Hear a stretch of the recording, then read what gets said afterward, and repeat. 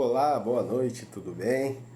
Vamos dar continuidade aos nossos estudos, né? O último vídeo nós gravamos sobre a Páscoa judaica, que é a base para o que hoje nós temos como a Páscoa cristã, que de forma mais estrita é a ceia do Senhor para os cristãos. Vamos aprender o que Jesus fez para ressignificar a Páscoa, né? A gente viu que em Êxodo capítulo 12, no último estudo, que a Páscoa, no seu sentido primordial, quando Deus instituiu para o povo judeu, era para eles lembrarem da libertação que Deus faria a eles do Egito e também para livrá-los do juízo, porque Deus passaria com o juízo sobre o povo do Egito, matando os primogênitos de todos os homens, todos os animais, julgando os deuses do Egito, e aqueles que celebrassem a Páscoa conforme as ordenanças de Yahvé, que é o Deus de Israel, e passassem o sangue do cordeiro nas ombreiras da porta, eles seriam poupados. Porque a Páscoa, na sua literalidade é passar por cima. Então, Deus ele passou por cima do Egito, trazendo juízo sobre todos aqueles que se submetiam aos deuses do Egito, que viviam longe de Deus, e ao mesmo tempo ele passou por cima do povo de Israel, mas ele poupou porque havia o sangue do cordeiro sem mácula sobre a casa de cada um deles. Então tem uma ressignificação da Páscoa judaica, trazendo para a Páscoa cristã, que hoje é a ceia do Senhor. Na verdade, a Páscoa judaica ela aponta para a redenção que haveria de acontecer através de Cristo. Ela é um memorial para o povo judeu e ao mesmo tempo ela tem um sentido profético de apontar para o Cristo que viria para trazer redenção sobre toda a criação e salvação a todo aquele que nele crê, os eleitos de Deus. Então, essa ressignificação da Páscoa judaica para a Páscoa cristã, que nós conhecemos como ceia do Senhor, é muito importante. A gente precisa ter esse conhecimento histórico, bíblico, escriturístico da Páscoa judaica, que aponta para a Páscoa cristã, que hoje é a ceia do Senhor. E a gente vê que tem alguns elementos na Páscoa judaica muito claramente explicados que nós precisamos atentar para a gente saber o seu significado e significar para o que ela aponta, para que depois nós venhamos entender a Páscoa cristã, que é a ceia que o Senhor Jesus Cristo instituiu. O primeiro elemento que Deus instituiu, que todas as famílias deveriam ter um cordeiro de um ano, macho, sem mácula. Isso deveria ser feito no primeiro mês do calendário judaico, no 10º dia do primeiro mês. Cada família teria que separar um cordeiro ou um cabrito. E se a família fosse muito pequena, podia juntar com a família do vizinho e ambos celebrarem a Páscoa juntos.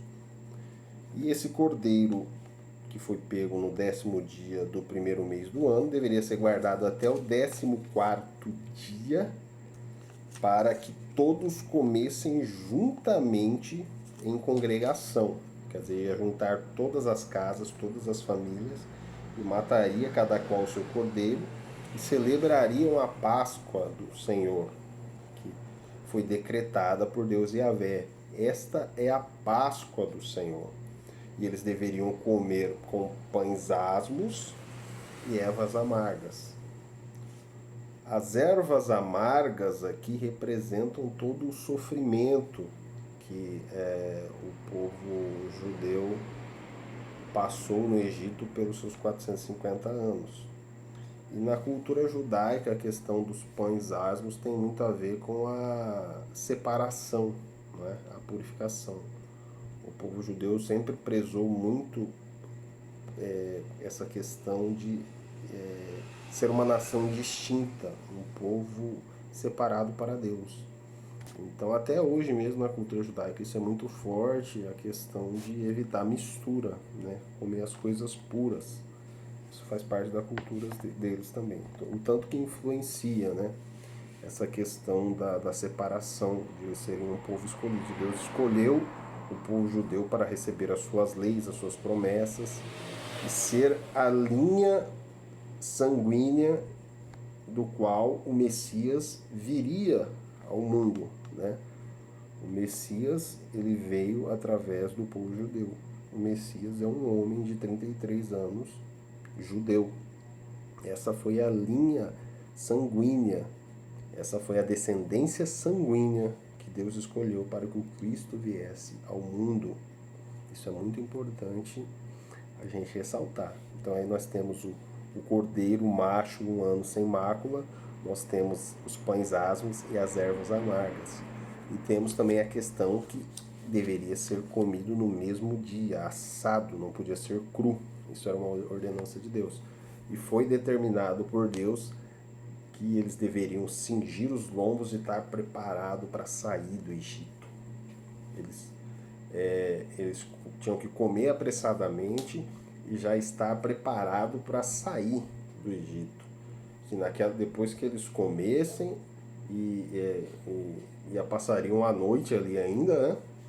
E naquela noite o anjo da morte passaria por todas as casas.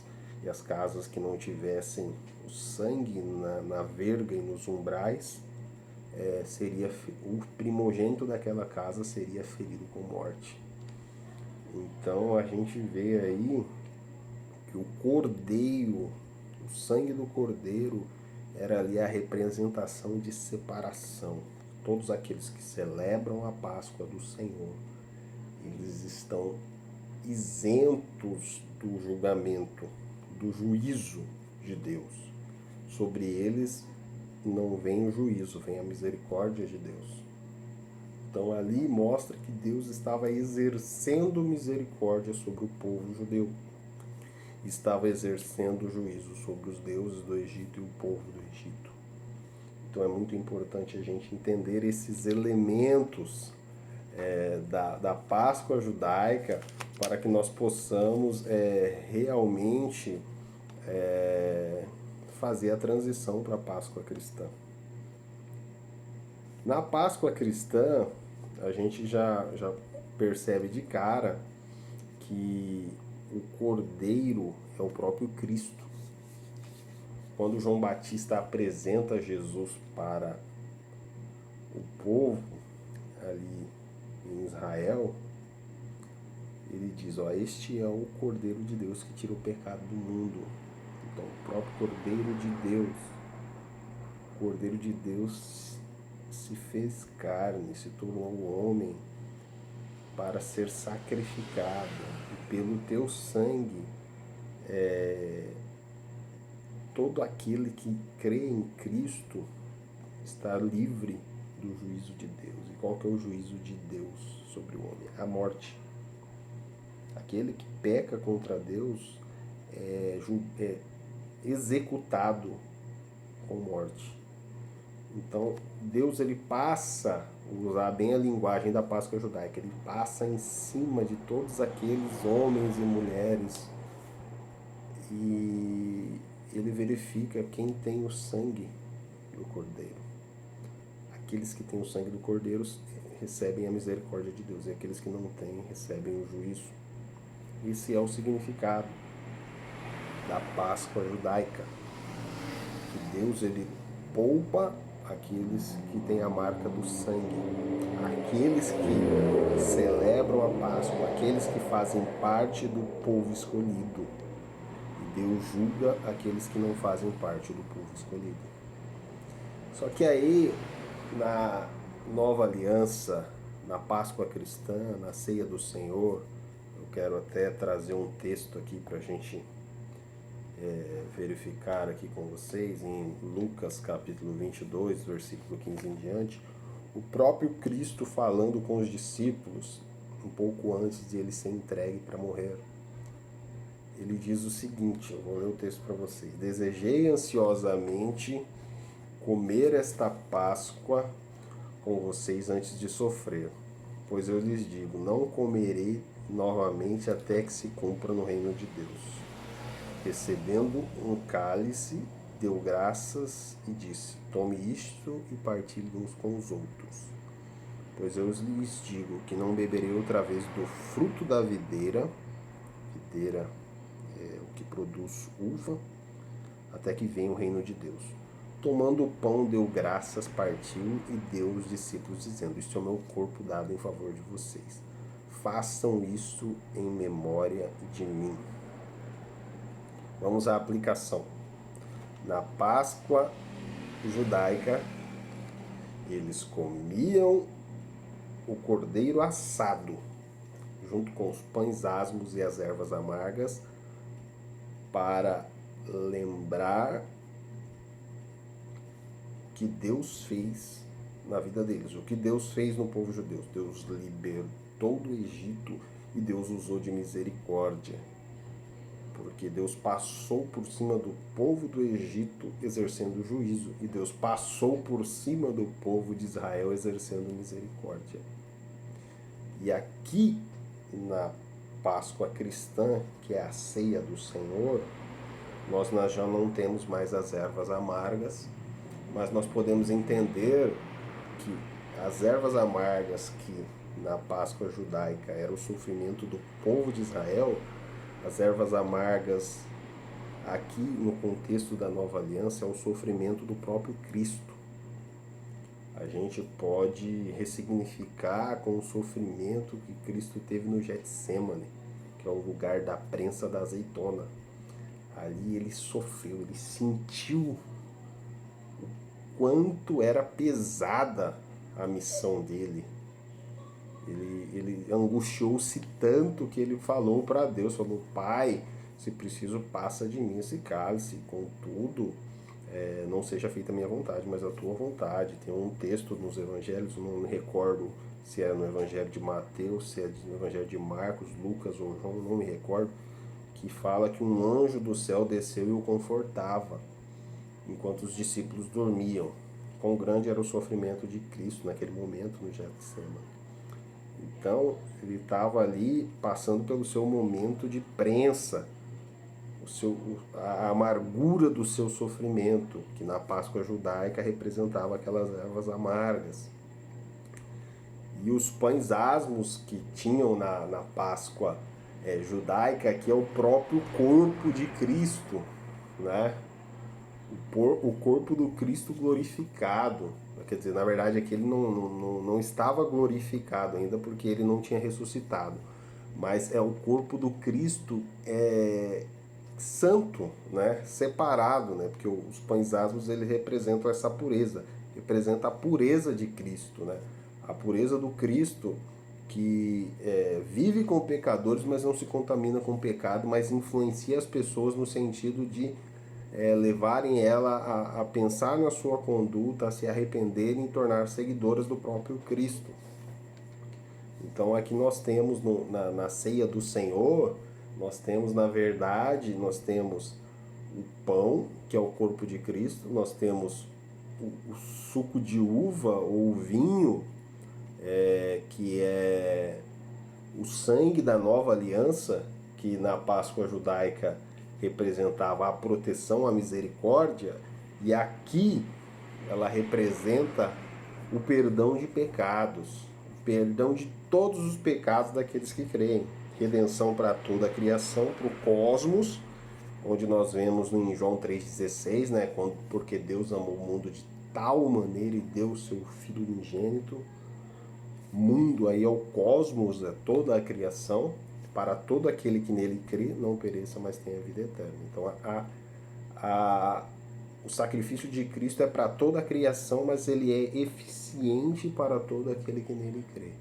Porque os eleitos de Deus, os filhos de Deus, são aqueles que promovem a redenção do cosmos.